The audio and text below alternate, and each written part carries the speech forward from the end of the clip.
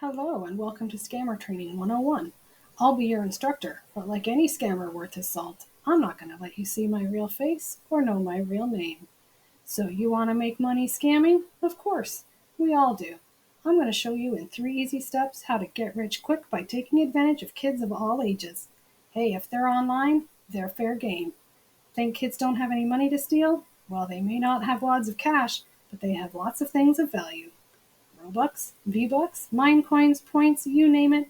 They have in-game currency, premium accounts, rare skins, battle passes, mods, etc., etc. And when pressed, they can usually come up with cash. They can do e-transfers, buy gift cards, and buy crypto. Their perfect credit history and personal information is incredibly valuable. Names, birth dates, addresses, phone numbers, social insurance numbers can all be sold on the dark web. And the personal info you get from them can help you target them specifically. And I'm going to show you how. So your first step, you're going to plan out your scam. You need to define your goal. Are you going to go for the money or are you going to go for personal information? Are you going to try to access their personal accounts? Once you've planned your scam, you're going to decide on your payment method. Are you going to want the team to buy you a gift card? Send you a code? Maybe you think that they have an account and they can do a wire transfer or an e-transfer. Maybe you're going to ask for an in-game payment. Maybe you're going to ask for cryptocurrency. You got to think ahead. Now, maybe you don't want money. Maybe you're looking for information. Maybe you're going to piece together like a birth date, an address, an email address. Maybe you're going to sell those or combine them with pieces of information from other kids and create synthetic identities. Are you going to cast a wide net and see how many people fall in?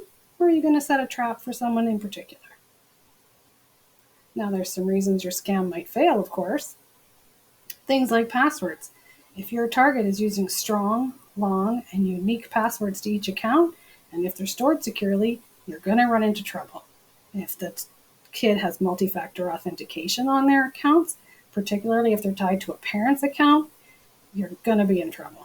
If they use a password manager and use fake answers to security questions, again, your scam might fail.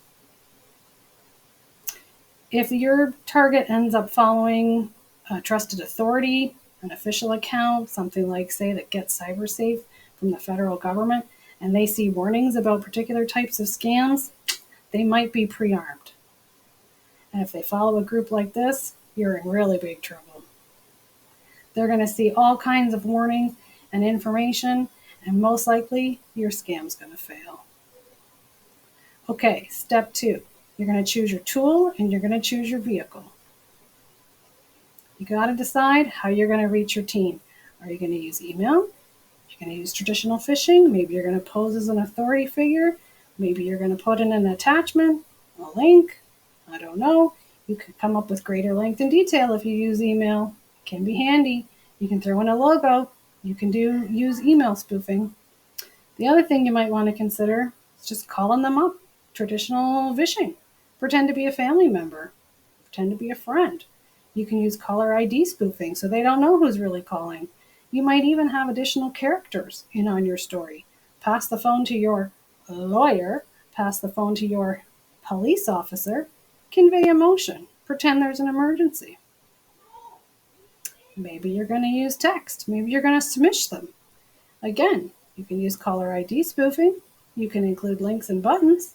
Good thing about this one is you can bypass spam filters, and texts have much higher open rates.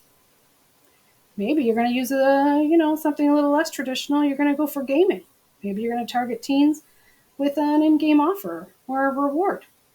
Anonymous accounts are pretty typical on gaming platforms, so there's no suspicion there. And most of the kids use in-game messaging and friend systems. In-game payments are common.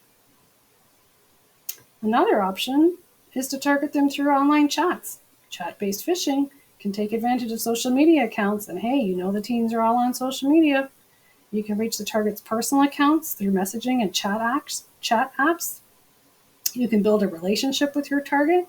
You can access their personal photos, information, contact lists, friend lists, etc. Now, how are you going to get your contact list? Maybe you're going to use a web scraping tool. Maybe you're going to buy a list of contact information on the dark web from previous security breaches. Some of us will be a little more adventurous, and you'll create ads, newsletters, contests, etc., and trick people into entering their contact information. Now you've created your own contact list. Now, how's your scam going to fail?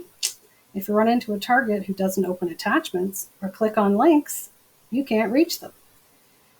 If your target ends up being one of those annoying people who screens their calls, again, you're not going to be able to reach them.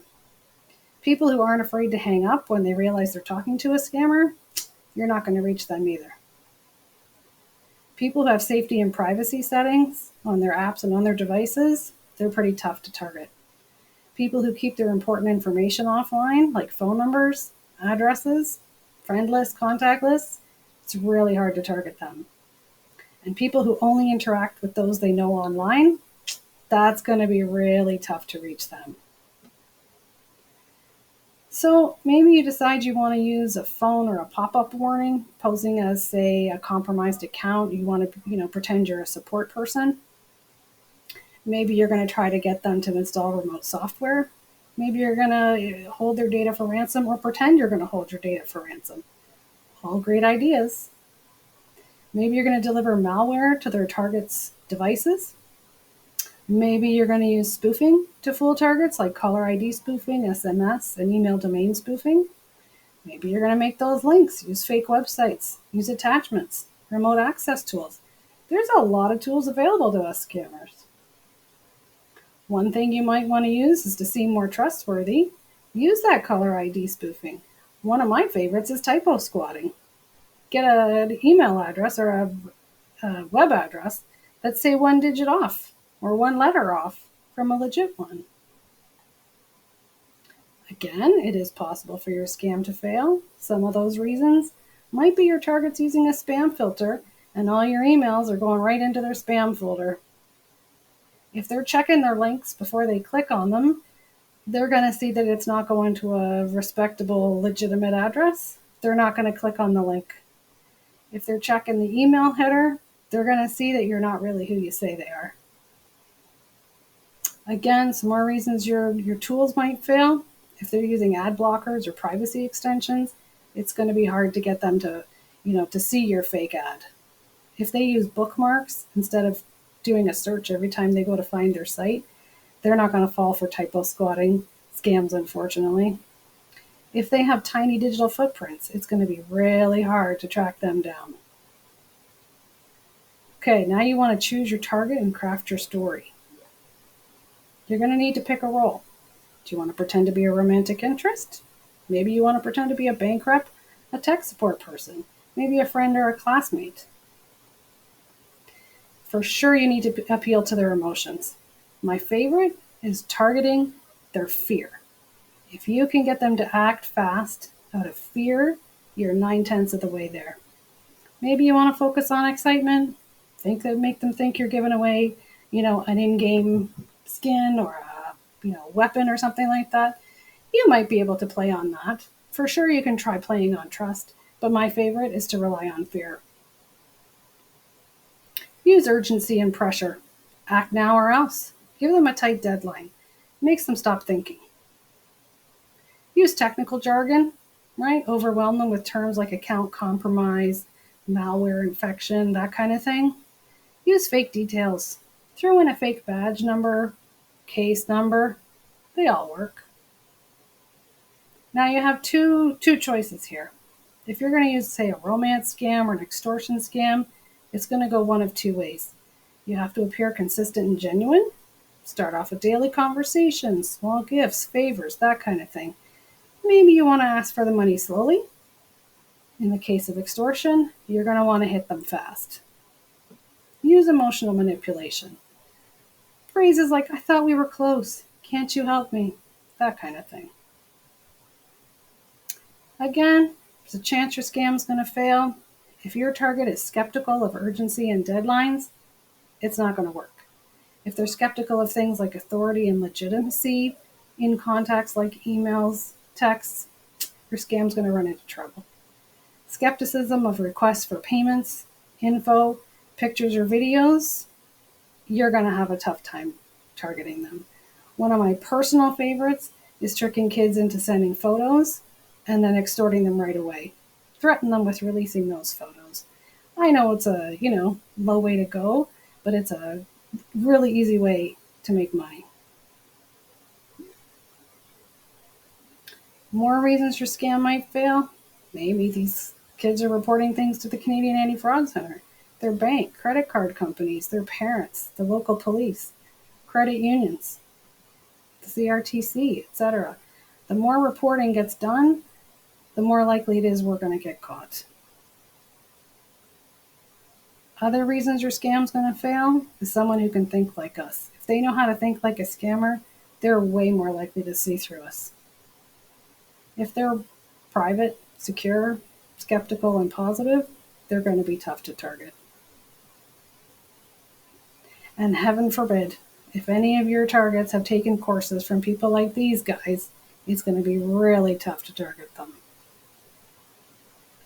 Good luck scamming out there, guys.